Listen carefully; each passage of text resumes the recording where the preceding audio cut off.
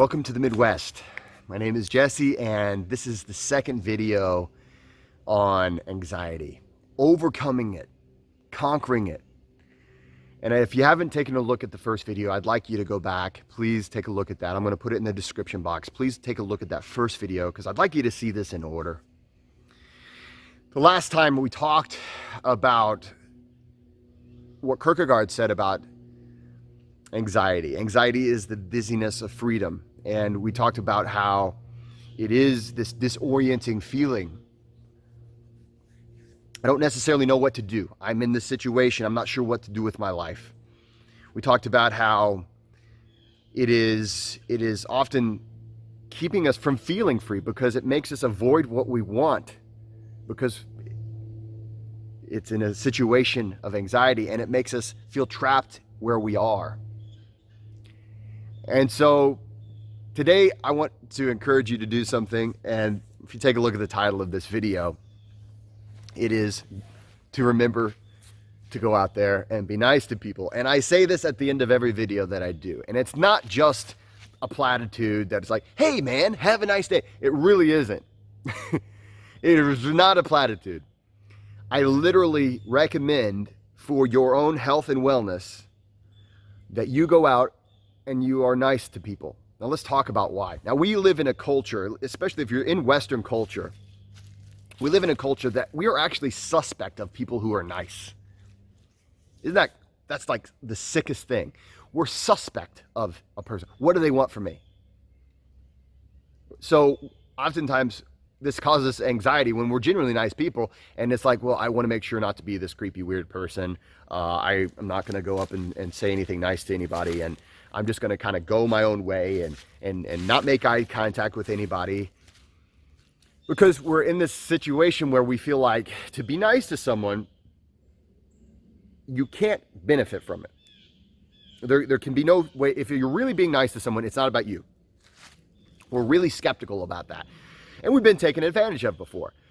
So there's a reason why we're skeptical. But as a culture, oftentimes we look at, okay, to be actually nice to someone, it means that it's all about them, it's not about you, period.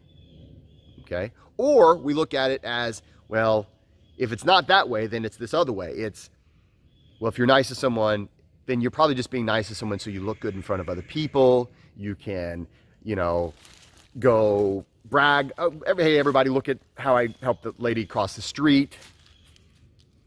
It's as if there's these two sides that there can't be a middle ground in that. And I don't believe that. I do not buy that. And in my experience, that's not how it works. Let me tell you this. And you can get spiritual on it. You can get you can look at this a lot of different ways when it comes to how, if you are kind to other people, it works for their benefit and your benefit. But I'm just going to go strictly psychology here. It's just strictly based off of my own personal experience. This is how it works for me.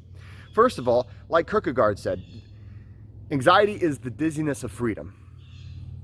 Okay, so we are free to do what we want, or at least we're free to do something. We have freedom to do something within the situation that we're in, but we're not necessarily sure what to do. Well, guess what? Cool. Now I know what I need to do. First of all, I should try to be nice. It gives us a direction. It's a very practical thing. If you've been watching my videos, you know that I'm very practical.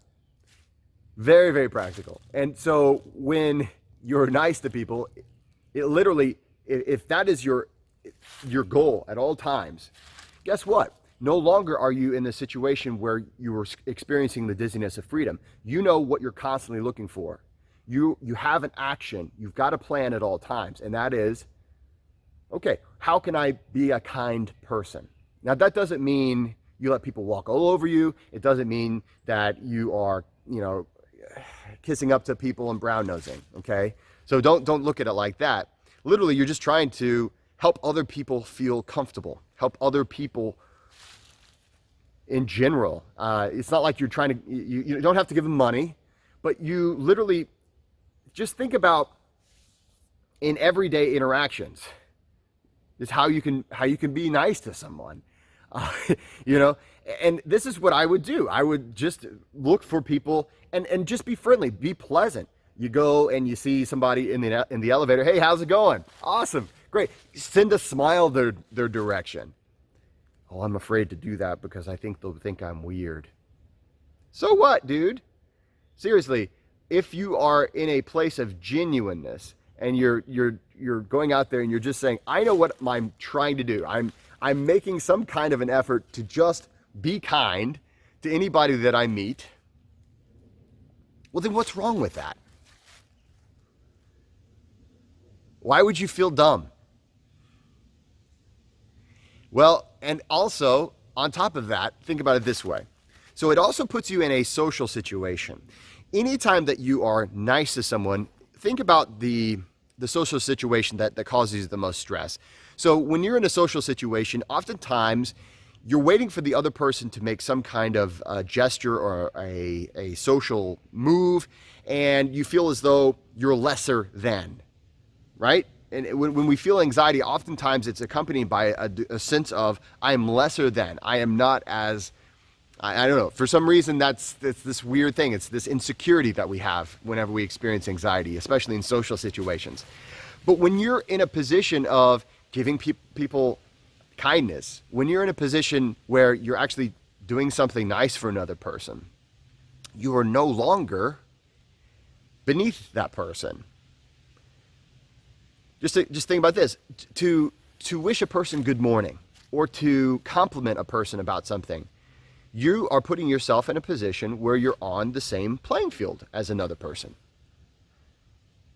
You're saying, I am valuable enough and I have enough self-worth and self-respect that I can give you something. You're giving them a gift from your position of equality. Because it's so weird. Whenever we experience social anxiety, oftentimes we start to think like everybody hates us, or like people for some reason are making judgments, and then we start behaving in a funny way, and maybe then we start really looking kind of weird, and then people do kind of look at us like, what is wrong with this person? Now, most of it's in your head, and you should know that by now. But whenever you're a person who goes into a place and you're constantly looking for ways to engage other people in a way that's positive, and you're being kind, hey, can I help you? Do you need anything? Could I help you get some coffee for the guests? Or, literally what I would do is I would wish everybody I saw a good morning, good afternoon, just something that small. Something so small as, what do you think about this weather? And I know it's trite. I know it's small talk. And I know if you're experiencing anxiety, you probably hate small talk, right? You're probably, for some reason, sadly enough, what we oftentimes do, we wish we were able to skip all that and then get into the deeper conversations. And for that reason, we never practice the small talk. We never engage people in those small little surface engagements. And for that reason, we never get to the in-depth conversations, and we start judging ourselves because of it. And we're like, oh, there's something wrong with me. There's nothing wrong with you. There's nothing wrong with you. There was nothing wrong with me. But it wasn't until I decided, you know what, every person I see, I'm going to say good morning. I'm going to say hi. I'm going to say I even started to do something where if I saw a person that I had said hi to previously, maybe I didn't know them that well, but they were at least someone that was a pleasant face. I was like, hey, good to see you. I would let them know that they have value, they have worth. And in doing that, you can't do that from a position of being devalued. You can't do that from a position of having no value. In doing that, you're giving that person comfort, you're initiating, and it's a pretty simple interaction. It doesn't have to go anywhere, but it oftentimes will. because that person suddenly starts to feel more comfortable around you. You start to feel more comfortable around people. And just like I said in the last video, it's a lot about scaffolding, because what we're trying to do is we're looking at anxiety rather than the boogeyman. We're looking at anxiety rather than it's something wrong with me, or I need to take a drug, or I need to, because believe me, it will take us down these really bad pathways. And in future videos, I'm going to tell you more about how bad it was for me. But I'd rather get you started. I'd rather get you started with your recovery first, before I was like, oh, let me tell you how bad it was. I don't need to tell you that, because we need to get started with our recovery first. Then later on, we can talk about how bad we used to have it. But the point is, when it comes down to it, if you are engaging with strangers, these people, they don't have to be your best friends, but these are training partners. And here's the secret. Here's the little secret that I wish I would have known, and that you maybe intellectually know, but I'm going to tell it to you anyway. They're walking around in anxiety too. The rest of the world walks around in anxiety as well. The vast majority of people that you meet on the street, even people that you feel like probably have it all together, they're walking around in crazy anxiety. People used to think I had it all together. I would act goofy and self-deprecating because it was my way of dealing with the anxiety that I had. And I wasn't being fair to myself. And it wasn't until I decided, okay, I've got to look at this differently, that I was able to have a little self-respect, right? But you have to practice that. And so whenever you see somebody, good morning. You know, it's a wet one out there. It's okay to use these trite things. It's totally fine. Because what you're doing is you're practicing interacting. You're practicing dealing with the anxiety of interacting with other people. And that's social anxiety. But the cool thing is you're just doing little sprints. You're just doing little workouts. You're not trying to do a marathon. You're not saying, okay, now I'm going to go speak in front of, 50 people.